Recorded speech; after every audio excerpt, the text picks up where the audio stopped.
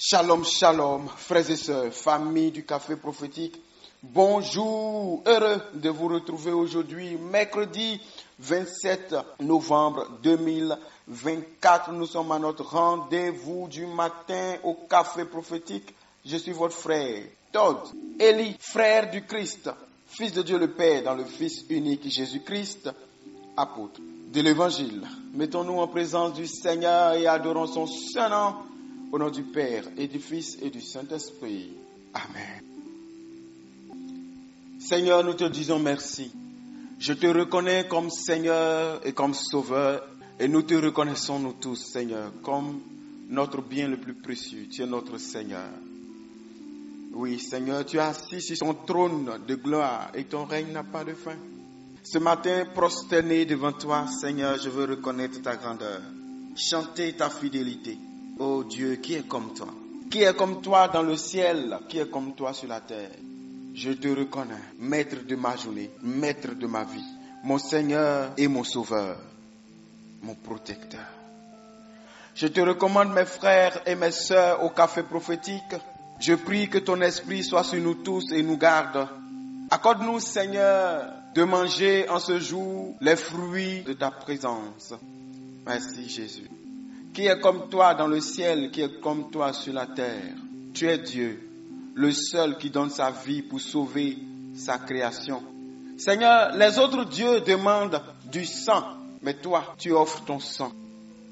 Et je veux te bénir ce matin, te louer ce matin, te célébrer. Avec mes frères et avec mes sœurs au Café Prophétique, nous nous prosternons pour t'adorer. Nous t'adorons, Seigneur.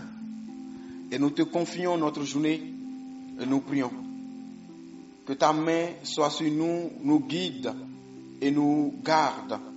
Que ta main nous nourrisse au nom de Jésus-Christ de Nazareth. Amen.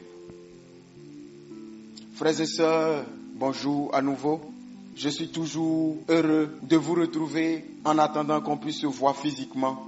Que Dieu vous bénisse. Aujourd'hui, je voudrais vous parler de ce que j'appelle le sacrifice de la dîme. Le sacrifice de la dîme. Mais avant d'aborder cela, est-ce que vous avez déjà vu des gens offrir au bord de la voie 1, 2, 3 œufs avec une pièce de 5 francs? Ils sont venus déposer là la nuit et puis le matin vous venez au carrefour, vous voyez. Est-ce que vous pensez que c'est les 3 œufs là et puis la pièce de 5 francs là qui va leur donner ce qu'ils veulent?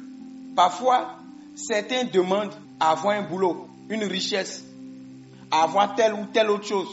Est-ce que vous pensez réellement que les 3 œufs et la pièce d'argent de 5 francs, de 10 francs, de 25 là, c'est ça qui va leur donner ce qu'ils sont en train de vouloir? Non. Mais ce que vous voyez à terre là, c'est l'image de quelque chose d'autre de plus grand. C'est la symbolique de quelque chose d'autre de plus grand. Moi, je plains les gens qui vont faire ça. Quand on leur parle, ils se disent non, ce n'est rien. C'est seulement 2, 3 œufs que tu as acheté. Tu as mis 25, ce n'est rien. Frère, regardez, ça que vous voyez comme ça là, c'est un symbole. Mais ce que ça représente n'est pas un symbole. Ce que tu sèmes, ce n'est pas ce que tu récoltes. Nous sèmons un corps charnel, mais nous récoltons un corps spirituel. C'est pour vous dire quoi? Ce que tu mets en terre comme semence, ce n'est pas ce que tu reçois comme récolte. Lorsque quelqu'un ouvre un trou et qu'il met dedans 3 à 5 maximum grains de maïs, au temps de la récolte, ce n'est pas 3 à 5 grains de maïs qu'il récolte. Il récolte beaucoup de graines de maïs. Il y a l'épi, il y a tout ça. Et regardez combien de graines de maïs il y a sur chaque épi de maïs. Regardez tout ce qu'il y a. Et pourtant, dans le sol, il n'a déposé que 3 à 5 graines au maximum. C'est pour vous dire que ce que vous donnez n'a rien à voir avec ce que vous devez récolter. Ce que vous donnez peut paraître petit à vos yeux ou bien peut paraître grand à vos yeux. Mais ce que vous allez récolter plus tard est largement supérieur. Lorsque quelqu'un s'en va offrir un sacrifice et que le sacrifice, on lui demande par exemple de donner 3 œufs plus une pièce de 5 francs, 10 francs, 25 francs par exemple, lui il se dit 3 œufs, ça coûte combien? Plus 5 francs, ça coûte combien? Il ne sait pas que c'est un symbole. Et puis, quand il envoie les 3 œufs, on lui dit de répéter une phrase et puis de casser les œufs et de partir.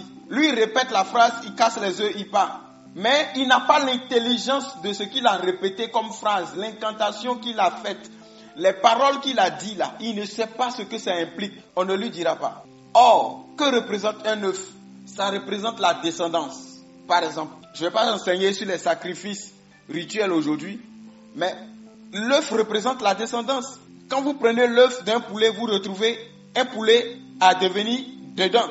Alors lorsqu'on te dit de sacrifier 3 œufs, que tu casses les œufs en disant telle parole, et vous ne savez pas que vous venez de sacrifier 3 générations après vous.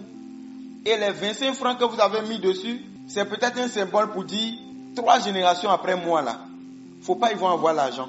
Ils seront pauvres. Mais moi, donnez-moi ce que je veux. Voilà pourquoi vous voyez dans certaines familles, on dit quelqu'un est riche. Quelqu'un a été riche. Il a été très riche. Mais après lui, là, tout le monde est pauvre. Depuis, c'est quelle richesse qui n'a pas de suite? Allez-y demander comment il est devenu riche. Et ce qu'on lui a demandé de faire pour qu'il ait ce qu'il a eu et les inconvénients sur les autres qui n'étaient pas là quand il faisait le sacrifice.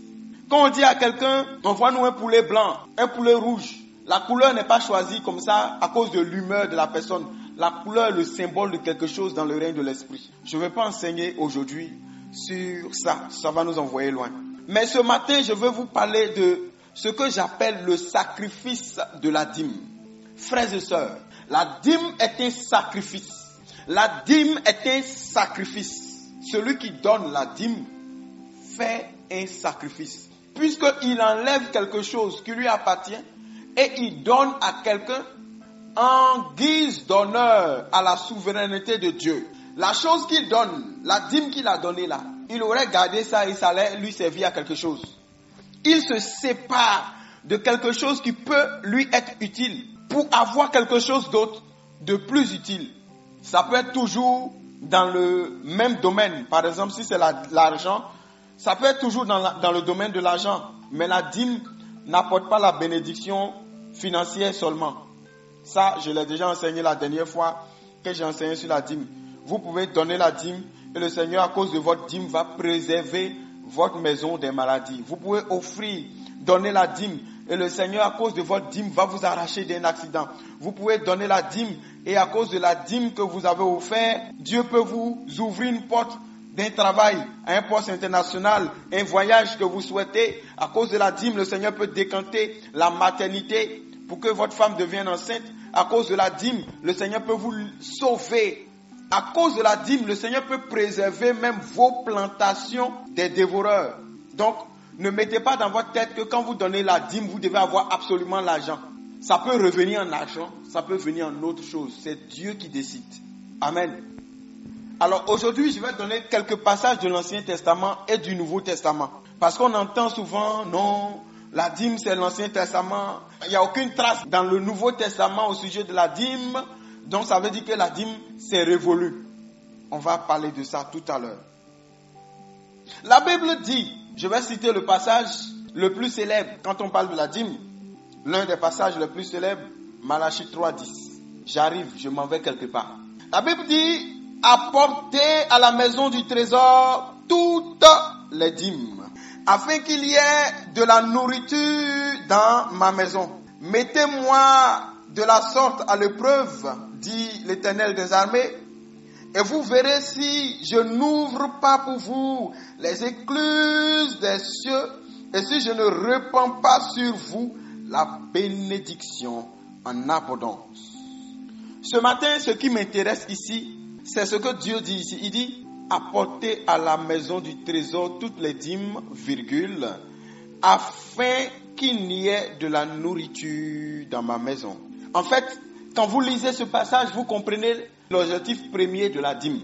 Dieu dit d'envoyer la dîme pour qu'il y ait de la nourriture dans sa maison. En fait, Dieu ne veut pas que ses serviteurs, ceux qu'il a choisis et qu'il a consacrés à son œuvre, manquent de ce qu'il leur faut. Frères et sœurs, si l'homme de Dieu a des besoins et qui n'a pas les moyens de subvenir à ses besoins, et qui commence à réfléchir, et que les besoins commencent à prendre toutes ses pensées, et qu'il est tout le temps en train de chercher comment il va faire pour faire ci, comment il va faire pour faire ça, vous allez voir qu'il sera de moins en moins efficace à la tâche spirituelle. Plus quelqu'un est pris par les choses de la chair, moins il est spirituel. Et c'est parce que Dieu savait ça, qu'il n'a pas voulu que les Lévites travaillent. Il savait que s'ils doivent aller à leurs activités humaines comme les autres et courir à gauche à droite comme les autres, ils ne pourront pas avoir le temps à consacrer dans la lecture de la parole, la méditation de la parole. Ils n'auront pas le temps à rester dans la présence de Dieu en adoration et en intercession pour le peuple de Dieu. Ils n'auront pas le temps pour offrir des sacrifices d'agréable odeur au peuple de Dieu. Ils n'auront pas le temps de venir enseigner des enseignements toujours nouveaux, toujours d'actualité, toujours bien pour le peuple de Dieu. En fait, parce qu'ils seront en train de courir, en train de chercher ce dont ils ont besoin, parce qu'ils seront tout le temps en train de penser à leurs besoins, tout le temps en train de penser à ce qui leur manque, comment ils vont faire, comment ils vont faire, l'esprit s'abaisse. Et pour que le serviteur de Dieu, pour que l'homme de Dieu, pour que la chose de Dieu soit toujours à son beau fixe, Dieu dit, arrangez-vous en apportant votre dîme là, de sorte à ce qu'il n'y ait pas l'absence de nourriture dans ma maison. Que mes serviteurs n'aient pas ce genre de soucis là, pour qu'ils puissent être dévolus à la tâche et vous allez bien profiter. Vous comprenez? Donc l'objectif de Dieu en instituant la dîme, c'était de décharger ses serviteurs des soucis, des besoins et des choses qui allaient les amener à ne plus être à 100% concentrés sur lui et le peuple qu'il fait venir vers eux. Tu comprends bien ce matin? C'est pourquoi Dieu a dit ça. Et Dieu dit, si vous faites ça, moi je vais ouvrir pour vous les écluses des cieux et je vais vous bénir. En fait, Dieu est en train de dire, si vous vous occupez de mes serviteurs, si vous vous occupez de ma maison, moi, je m'occuperai de vous. Je répète, si vous vous occupez de mes serviteurs, si vous les déchargez, si vous vous occupez des besoins de ma maison, moi, Dieu, je m'occuperai de vous. C'est aussi simple que ça. Ça veut dire qu'à travers la dîme, Dieu est en train de faire une alliance avec le peuple. Il dit, si vous vous occupez de ma maison, pour que ma maison ne manque pas de ce qu'il lui faut, si mes serviteurs n'ont pas faim et qu'ils sont concentrés pour faire la chose que je leur demande, alors moi, je me charge de m'occuper de vous. Parce qu'à cause de vous, mes serviteurs sont libres pour être consacrés à l'œuvre. Deuxième chose que la dîme est, Genèse chapitre 14, le verset 20. La Bible dit, béni soit le Dieu très haut qui a livré tes ennemis entre tes mains. Et Abraham lui donna la dîme de tout. Amen. Abraham était revenu d'une guerre. Et Dieu avait donné à Abraham de vaincre ses adversaires. Et lorsque Abraham est revenu, il a rencontré Melchisédek. Et il a célébré le Seigneur. Et Abraham a donné la dîme de tout ce qu'il a eu lorsqu'il est allé à la conquête pour arracher son frère Lot. Alors la dîme, c'est d'abord l'action de grâce. La dîme est une action de grâce. C'est un sacrifice d'action de grâce. C'est un sacrifice de louange. La dîme est un sacrifice de reconnaissance. Seigneur, merci. Je suis allé à la bataille. Tu n'as pas permis que je meure. Mes hommes ne sont pas morts. On a obtenu ce qu'on voulait. On est revenu. Voilà une part dans ce que tu nous as accordé d'avoir pour te dire merci. La dîme est un sacrifice d'action de grâce. Un sacrifice de louange. La dîme est un sacrifice de reconnaissance. Or, tous ceux qui sont reconnaissants, qui savent dire merci, à chaque fois qu'ils ont besoin, on leur donne. Venons dans le Nouveau Testament. Je ne vais pas enseigner longuement dessus aujourd'hui. J'ai déjà enseigné sur la dîme ici pendant une semaine. Je ne sais pas si c'était en début d'année ou bien, je ne sais plus. Matthieu chapitre 5, le verset 17. Jésus dit, ne croyez pas que je sois venu pour abolir la loi ou les prophètes. Je suis venu non pour abolir, mais pour accomplir. Donc Jésus dit que lui, là, il n'est pas venu abolir la loi. Il est venu pour accomplir. Donc, avant de continuer, mes frères qui disent que la dîme c'est l'Ancien Testament, on ne doit plus pratiquer, non, c'est faux. C'est pas parce que c'est l'Ancien Testament qu'on ne pratique plus. Tant que ça ne contradit pas une nouvelle disposition dans la Nouvelle Alliance, on continue de la pratiquer. Et je vais vous démontrer que Jésus n'avait aucun problème avec la dîme. Mais on ne continue pas de faire les sacrifices d'animaux en tuant les gens parce que dans la Nouvelle Alliance, On n'a plus à tuer quelqu'un, on n'a plus à sacrifier un animal. Jésus s'est déjà sacrifié. Donc le sacrifice de Jésus est suprême. On ne peut plus faire les sacrifices secondaires. Par contre, tout ce qui est écrit dans l'ancienne alliance n'est pas révolu. Mais on lit la nouvelle alliance pour voir si elle s'accomplit parfaitement ou bien s'il y a une disposition dans la nouvelle alliance qui nous permet de comprendre autrement et d'adapter ou bien d'arrêter. Nous prenons Matthieu en son chapitre 23 au verset 23.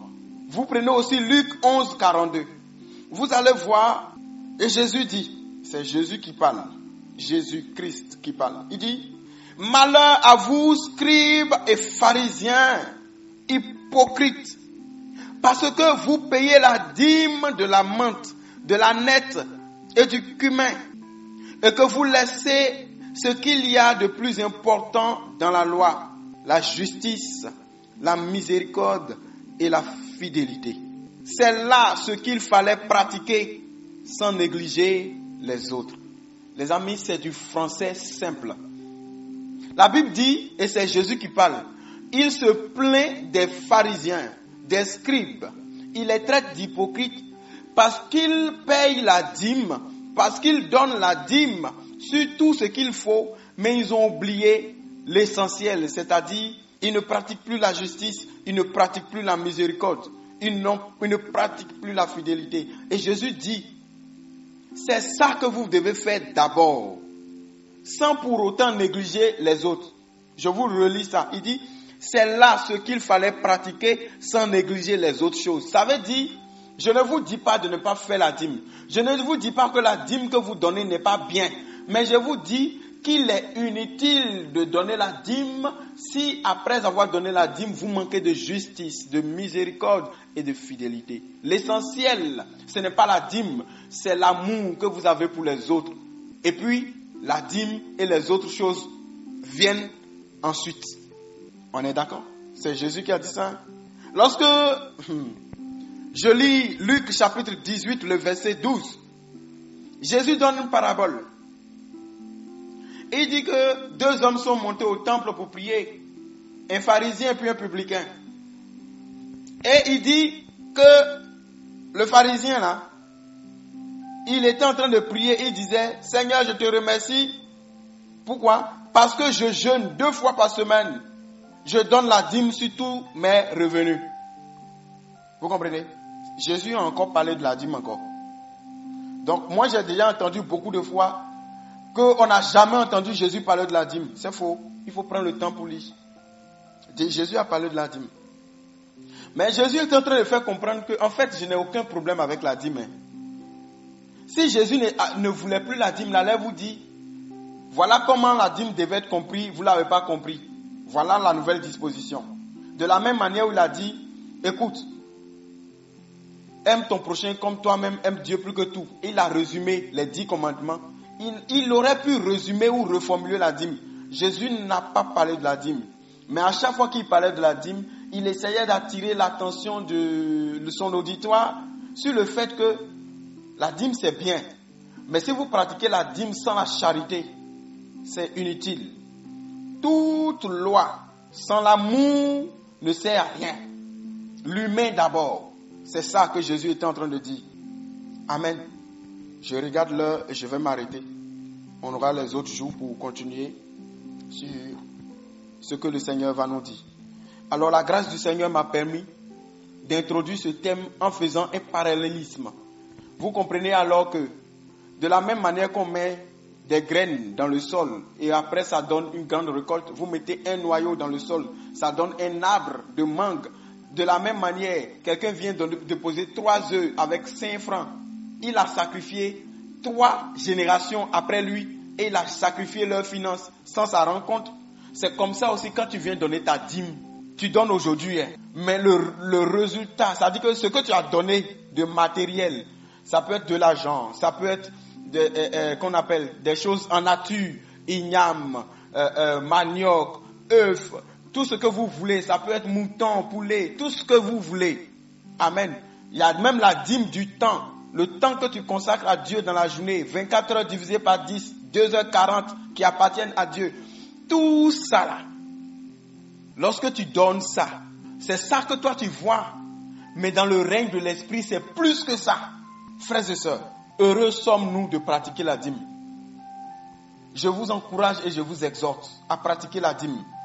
Je vous encourage et je vous exhorte à pratiquer la dîme, à donner votre dîme et à la donner avec joie, puisque c'est un principe où on adhère librement et volontairement. Ça ne va pas vous empêcher d'aller au paradis. Amen. Il y a des gens qui ne donnent pas la dîme, mais que Dieu bénit. Mais si vous donnez la dîme, Dieu vous bénira selon les principes. Mais ça dépend de l'esprit dans lequel vous donnez la dîme et les actes que vous posez ensuite. Vous voyez ce que Jésus a dit. Si vous donnez la dîme, ce qui est bien, mais que vous n'avez pas les attitudes qu'il faut ensuite, vous n'avez rien fait. Voilà pourquoi beaucoup de personnes disent « Ah, je donne la dîme, je n'ai rien vu. » Non, tu donnes la dîme, mais tu n'es pas fidèle aux autres lois. Ou bien tu donnes la dîme dans un esprit calcul. Ce n'est pas pour adorer Dieu, ce n'est pas pour louer Dieu, ce n'est pas pour reconnaître la grandeur de Dieu, ce n'est pas pour participer avec amour à ce que la nourriture ne manque pas dans la maison de Dieu. Tu donnes dans une mentalité de business, donnant. Dieu là, on ne le double pas. Par contre, Dieu dit, si vous donnez, j'ouvre le ciel et je vous bénis. Que Dieu vous accorde l'esprit de la libéralité, qui vous accorde le don de donner, qui vous attache à la dîme et qu'il se manifeste à vous au travers de l'alliance de la dîme. Je vous ai expliqué que dans la dîme est une alliance. Pendant que toi tu donnes, Dieu il récupère et te donne. Autrement, tu t'occupes de sa maison, il s'occupe de ta maison. Tu t'occupes de la vie de son serviteur, il s'occupe de ta vie. Il a dit dans sa parole, celui qui donne un verre d'eau à mon serviteur, en sa qualité de serviteur, reçoit la récompense de serviteur. La parole de Dieu ne ment pas et Dieu ne ment pas. Que Dieu vous bénisse. L'année est en train de finir. Posez des actes de foi et déclenchez le ciel en votre faveur. Que Dieu vous bénisse. Je suis votre frère Todd Eli. Je suis heureux d'être le canal par lequel Dieu vous parle. Au nom du Père et du Fils et du Saint-Esprit. Amen.